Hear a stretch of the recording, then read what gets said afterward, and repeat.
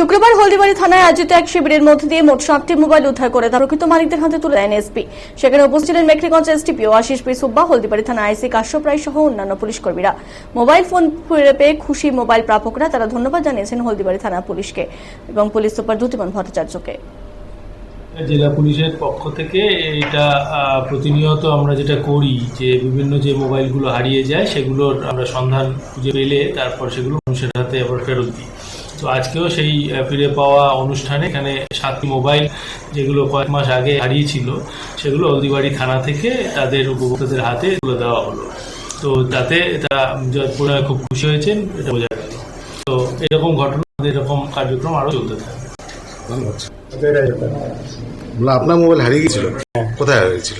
আমার মোবাইলটা আছে একটা বিয়ে বাড়িতে। কতদিন আগে? 5ই মে।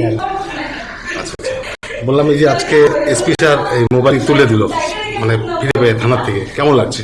খুব ভালো, আনন্দ লাগছে। কি মোবাইল ছিল আপনার? ওপো। আপনি কি ভাবছিলেন মোবাইলটা ফিরে পাবেন? আমার দৃঢ় বিশ্বাস ছিল যে আমি একদিন না একদিন পাবো। শেষ পর্যন্ত পুলিশ সেটাকে উদ্ধার করে দিল। খুব তাড়াতাড়ি 10-12 দিনের মাথায় উঠে গেল। আচ্ছা, ঠিক আছে। কি নাম বললেন? অজয় রায় সরকার। বাড়ি কোথায়? গ্রামে। ধন্যবাদ। থানায় কি কমপ্লেন করছিলেন? হ্যাঁ, থানায় এসে কেস করেছি। আচ্ছা, তারপরে কবে আপনাদের খবর দেওয়া হলো মোবাইলটি পাওয়া গেছে? আজকে শুধু 3 দিন আগে আমাকে থানা থেকে ফোন করে বলছিল যে থানায় আসো।